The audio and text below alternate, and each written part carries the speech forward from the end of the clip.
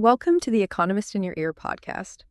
If education is a modern currency, where is the talent flowing now, and what does that tell us about who holds the economic and demographic advantages in the future? For decades, if you were an ambitious student, particularly maybe in Asia, your path seemed pretty clear. You aimed for one of the big four, that's America, Australia, Britain, and Canada. These Anglophone countries, well, they had a huge advantage, pulling in tuition fees and, crucially, future talent. But something's changing. We're seeing a really remarkable shift now. Our sources are showing that the combined share of international students heading to those big four, it's actually slipped, dropped from around 40% back in, say, 2020 to about 35% today. Now, that 5-point swing might not sound huge, but it represents millions of students making different choices, staying closer to home. Asian students, specifically, are increasingly moving within their own region, preferring East Asia. Yeah, take the example of the student Yang. Her story really captures this trend perfectly. She graduated from Cornell, an Ivy League school in the US back in 2022, elite credentials. But when it came time for her PhD, she didn't look west again. She chose Singapore. And why? Well, she mentioned international relations getting, quote, more intense. Plus, America's visa rules were tightening, and frankly, she didn't want the constant headache, the worry about paperwork, and of course, being closer to her family in Hubei was a factor. So that mixed proximity, rising prestige elsewhere, and just plain paperwork fatigue, that seems to be reshaping global student flows. Okay, so if the big four are losing some ground, what are they actually doing that's pushing students away? It sounds like policy is almost acting like a giant liver, doesn't it? Redirecting the stream of talent. That's a really good way to put it. And what's striking is just how fast these government policy changes, these sort of policy pulses, can redirect flows of people. The big four, whether they intended it or not, have effectively put up barriers that are causing an immediate detour. You can see it clearly in three major policy headwinds hitting almost simultaneously. First, look at Canada. It had become incredibly popular, right? But then, boom, a national study permit cap for 2024. That's expected to slash approvals for those specific groups by about 28%. Huge drop. 28%. Wow, that's immediate. Exactly. Then second, you have the UK. Starting this January, they banned most dependent spouses, children for students, on taught postgraduate courses. We're talking about those one-year master's degrees that were a massive draw for international students. Oh, those were very popular routes. Very. And third, Australia. They've overhauled their student visa system, bringing in this new, tougher, genuine student test, basically filtering applications more strictly. So the message coming from the West seems to be, it's getting tougher to come here, and maybe tougher to stay afterwards, too. That kind of coordinated tightening, even if unintentional, must be diverting demand elsewhere almost overnight. Oh, absolutely. When one door gets harder to open, people naturally look for another one that seems more welcoming. And East Asia is offering a really potent mix right now. It's more affordable, and its prestige is genuinely rising. We're seeing universities across the region just leaping up those international league tables. Okay, so it's not just about saving money. The quality is there, too. Precisely. And the cost factor hits home immediately. There's this consultant mentioned in the material who helps Indian students study abroad. They said inquiries used to be all about the big four. That's all students wanted. But now, they're getting way more inquiries about places like Japan and South Korea simply because of the cost difference. It's becoming undeniable. That consultant's experience is fascinating. It's like watching a market correct itself in real time based on price and maybe hassle. But you also mentioned Yang's feeling about the West being unpredictable. Is that perception widespread? Because statistically, these are still very safe countries. So why this view of the West as unpredictable or even dangerous? Well, it seems to be a blend of things. Perception, yes, but also geopolitics and just the friction of the bureaucracy. The sources definitely point to the pandemic playing a big role initially. It made students and their parents more comfortable with options closer to home. And that comfort level just stuck around. It seems so. The habit stuck. And the British Council found numbers to back this up. The number of Asians studying within East Asia jumped about 40% between 2016 and 2022. Plus, for many families, it's the real hassle factor. Complex visas, constant anxiety about whether you can work after graduating, the perceived difficulty of settling long-term in the West. All that makes a nearby option, maybe with less red tape, look much more attractive, even if some perceived dangers aren't statistically significant. That makes a lot of sense. It's the whole package, not just one factor. So, connecting this to the bigger picture then, East Asia isn't just passively catching the overflow. This looks deliberate. You called it almost like industrial policy for higher education. That sounds quite aggressive. What's driving it? Is it just about the money from fees, or is there something deeper, more strategic at stake for these countries? Oh, it's fundamentally strategic, and the core driver is demography. Absolutely critical. This isn't just about balancing university budgets with tuition fees, though that helps. It's a vital strategy to solve deep-seated domestic problems. Think about the low birth rates across Japan and South Korea. They're facing serious, looming labor shortages down the line. Right, the demographic crunch everyone talks about. Exactly. And international students are seen as basically the only viable pipeline to backfill those workforce gaps and prevent economic stagnation or even contraction. The pressure is intense. Professor Hiroshi Ota at Hitotsubashi University made a stark point. Some Japanese universities might actually have to close if they can't attract enough students from abroad. Close entirely. Wow. Yes, to offset the shrinking number of domestic students. So for them, this isn't just a nice to have. It's becoming an existential issue. Okay, that really puts their recruitment efforts into perspective. So they're not just hoping students show up, they're setting clear goals, explicit targets. What are the actual tools they're using? How are they actively pulling this talent in and trying to make them stay? They're using a whole toolkit, really, aimed at the entire student journey, from getting them in the door to integrating them long-term. Take Japan. It hosted 337,000 international students last year. That's a huge 21% jump from the year before. 21% in 1 year. Yep. And they're not stopping there. The target is 400,000 by 2033. South Korea is arguably even more ambitious, aiming for 300,000 students by 2027. That's a very rapid scale-up.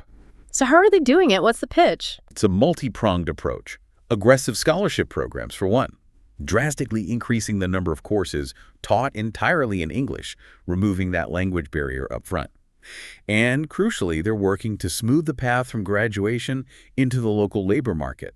They are actively making it easier for graduates to get work visas, even easing permanent residency routes for skilled graduates.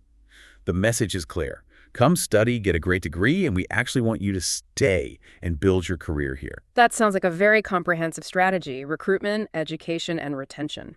But okay, let's apply a bit of critical thinking here. The growth is impressive, no doubt.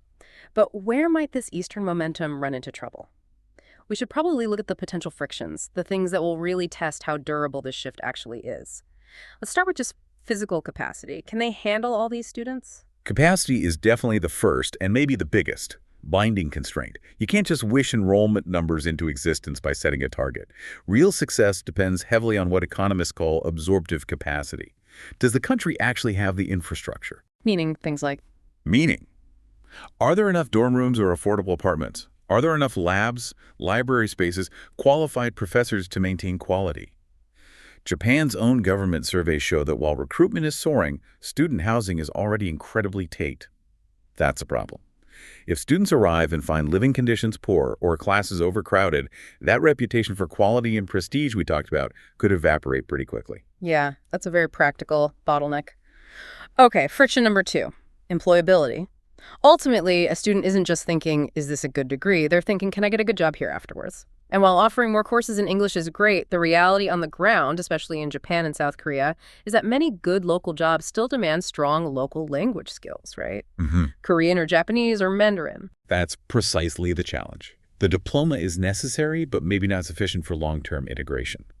If these countries genuinely want to retain this talent to tackle their labor shortages, seems to be the strategic goal, they need more than just English language courses. They need to actively foster English-tolerant workplaces, places where you can actually function and advance professionally without perfect local language fluency, at least initially. Otherwise, you risk graduates just using the cheaper, prestigious East Asian degree as a stepping stone.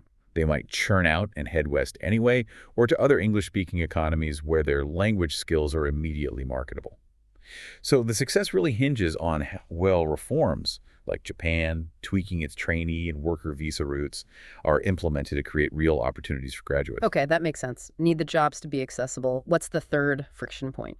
The third one is concentration risk. It's a portfolio problem, essentially. Many universities in the region, particularly in Japan and Korea, have become quite heavily reliant on students coming from just one country, the PRC, mainland China. That seems efficient for recruitment numbers in the short term, perhaps. It can be, but it makes the system incredibly fragile long term. Fragile how? 2 main reasons: geopolitics and China's own demographics.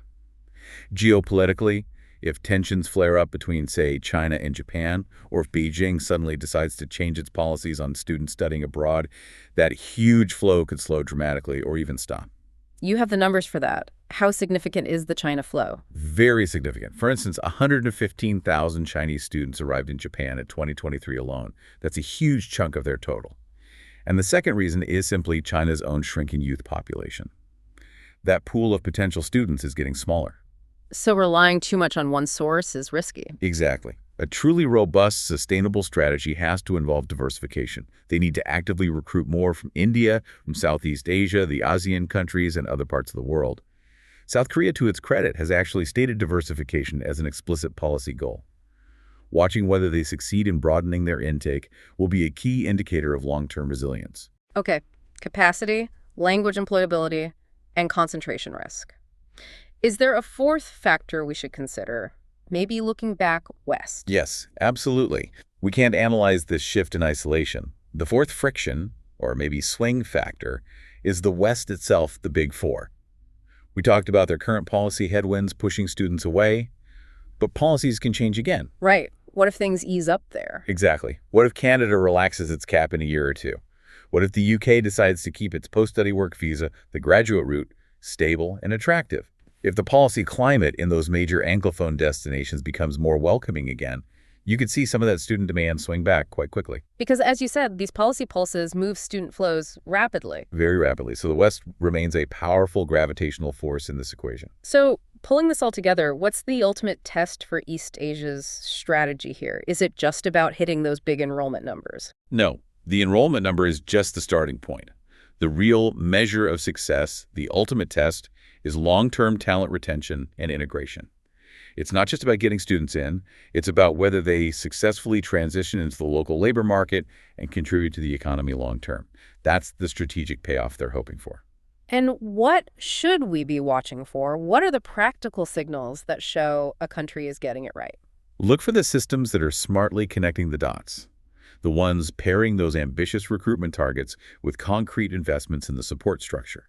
That means readily available housing, guaranteed internship programs, maybe specific incentives for employers to hire international graduates, and crucially, realistic, accessible language training pathways that help graduates truly function in the workplace and society. Those are the markers of a system built to last. So the takeaway seems to be that the global scramble for the future workforce isn't winding down at all. It's just shifting its center of gravity eastward.